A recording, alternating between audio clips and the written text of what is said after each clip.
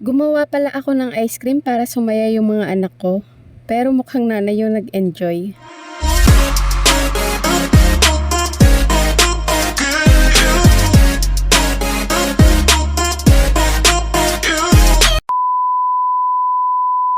So hello, what's up mga kagwapa, mga kagwapo? So for today's video, gagawa tayo ng homemade ice cream. Gumawa ako nito para sa mga anak ko dahil ang hihilig sa matatamis lalong-lalo na sa ice cream. So yung kakailanganin lang pala natin dito isang Angel's Condensed at 2 Milo. Pero kung marami kayo sa bahay, pwede nyo namang dagdagan. So kailangan pala yung Angel's Condensed dyan is naka-freezer siya ng buong gabi. Para lang mag-thicken yung laman niya at hindi tayo mahirapan sa pag-mix. So bago ko pala ilagay yung Milo, minix ko muna itong Angel's Condensed para mas maging smooth at malapot yung texture niya. So ikot-ikot lang katulad ng ginagawa niya sa'yo. So eto na nga, nilagay ko na yung unang Milo.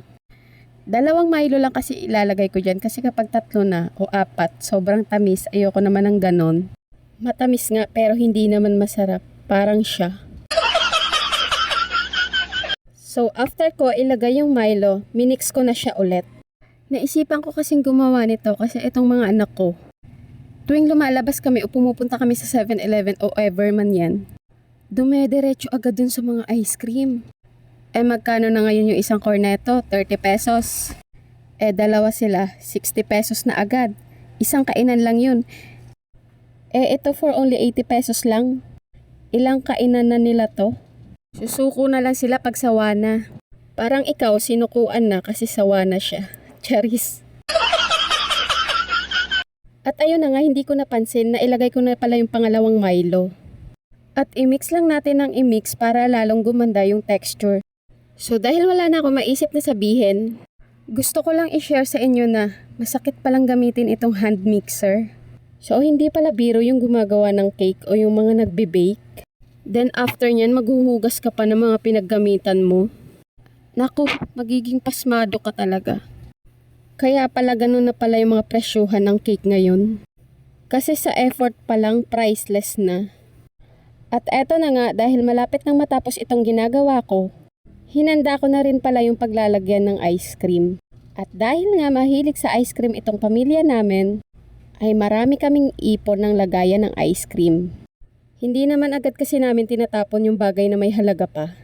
Di gaya mo, tinapon na lang dahil wala nang halaga. Charis, last na to, promise. At natapos din ako sa ginagawa ko. O diba, para na siyang totoong ice cream. Like yung mga binibili sa grocery. Malaki pala itong lagayan ko. Dapat 2 condensed na at 4 na Milo yung ginawa ko. At ilalagay na pala natin siya sa freezer for 6 hours. Pero hindi naman nasunod yung 6 hours dyan. Dahil itong mga anak ko hindi na makapaghintay. Este yung nanay pala. At eto na nga, paniguradong may nag-aantay sa akin after ng mga pinaggagawa ko. Buti nga itong hugasin marunong mag-antay. Hindi katulad niya, hindi marunong maghintay. Last na talaga to, promise. At after kong sabunin yung mga pinggan, binanlawan ko na rin pala. At inilagay sa lagayan. Grabe pag araw-araw ka nagbe-bake tapos may nag-aantay na hugasin sa'yo. Naku, kawawa naman yung mga kamay mo. At dahil hindi nga nasunod yung 6 hours, 4 hours pa lang tinikman ko na kaya may bawas na yan. Parang mas masarap kapag nilagyan pa siya ng mga durog na biskwit ng Oreo. At eto na nga, titikman na natin. Naunang pang tumikim yung nanay. Uy, in fairness, ang sarap ha. Para siya talagang totoong ice cream. So hanggang dito na lang. Thanks for watching. Babu!